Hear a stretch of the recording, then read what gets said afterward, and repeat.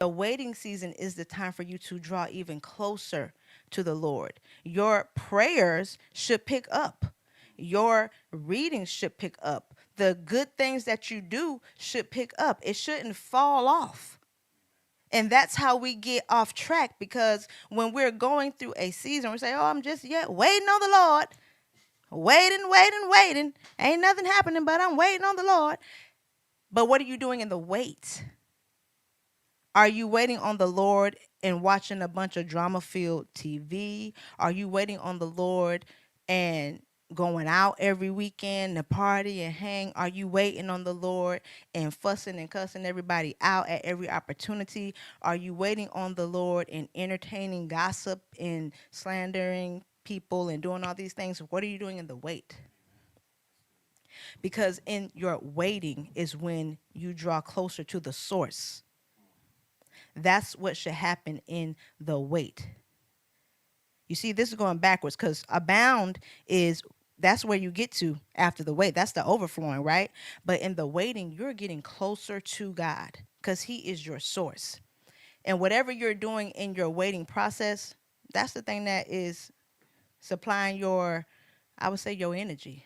That's the thing that's supplying the fruit of what you're doing. So if in your waiting, you're doing nothing but stuff in your face. I'm a mess watching K-dramas. I don't know who watches K-dramas. My daughter does. Sometimes I do. Watching drama TV, watching whatever it is, that's what you're filling yourself up with. So guess what thoughts start going through your mind? All of the stuff that you are filling yourself with in your waiting time. Instead of saying, you know what?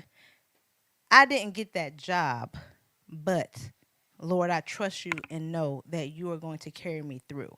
I'm coming to you on my knees, and I'm still going to be thankful and lift my hands in praise. I'm still going to do the things that I said I would do in ministry. I'm still going to show up for my friends. I'm still going to show up for my children. I'm still going to show up for those who I made a commitment to assist or help. I'm still going to show up in this season because you are my source. Yes, I'm waiting, but waiting is not waiting at a standstill and just, you're not at the bus just waiting, doing mindless things. No, you're intentional in the wait. You have to be intentional in the wait, because if you're not, then that's how you wander off into other areas. That's how you backtrack or get off track, because you're idle and you're letting your mind go anywhere that it wants to go. Instead of saying, no, I'm regulating my mind. Lord, I'm focusing in. I'm tapping in. I'm not tapping out. And a lot of times we tap out. Don't tap out this year. Tap in. When you're going through something or something comes and hits you heavy, tap. That's even more reason for you to tap in. Tap in. If we look at Psalm 22 and we look at David, this is a psalm he wrote. And he felt like this. And then when y'all, and I want y'all to look at Psalm 22 and really read that, because that's a little nugget right there. It's a prophecy of Jesus. David wrote. But in the beginning of this psalm, he says, my God, why hast thou forsaken me? Who's that sound like? It sounds like Jesus on the cross, right? Why art thou so far from helping me and from the words of my roaring? Oh my God, I cry in the daytime, but you hear me not. And in the nighttime, and I'm not silent, meaning I'm always coming to you. I'm always crying out to you. I'm always praying to you. I'm always telling you what's going on. I got all this stuff happening. Where are you? But what does he do? Because he's waiting. He's waiting. David's in waiting. But what does he do after he says all this stuff? Because God, you can come and tell God, Lord, I'm upset, I'm mad, I'm angry, I don't like this, this is affecting me, what's taking so long, what's happening, why isn't it working out? You can do that. He says, let us reason together. You can come to God and do that. But you don't get to stay in that place. You got to come out. He'll let you vent it out. You can get it out. Get it out your system. Okay? But he says, but in verse 3, but thou art holy. You inhabit the praises of Israel. You inhabit the praises of your people. And our fathers trusted in you. They trusted, and you did deliver them. He's reminding himself of who God is, what God did for those who came before him, and all the things, right? What he did in their lives and what he's done for him. He just had this moment of weakness, because we're going to have these moments in the waiting season. You're going to have the moments where you don't see God. You don't hear God. You can't perceive that God is there. But you have to remember what he did. You have to remember what he's done in those waiting times and draw nearer to him. He don't mind you coming to him and venting. That's what a father, he's there to hear you. But now what? When David came back, because he took all the men and he went to he took them to fight a battle. And the people from Ziklag came and they took all the women and children. Left all the women and children and all the people. And when they got back, the man, his soldiers was ready to take him out. They was like, man, we're going to kill you because you made us leave our women and children. And you got us going out here to do this. And now our kids is gone, all this stuff. And David, he didn't know what to do. He's like, bruh, my hands, I don't know. So he got the priestly ephod. He put on the ephod and he went and he cried before the Lord. He down there, oh Lord, they gonna kill me. I done did this. The women and children gone, all these things. What did God say to David? He let him cry. But you know what he said? Okay, why are you crying to me? Get up off your face, gird yourself up, and go get them back.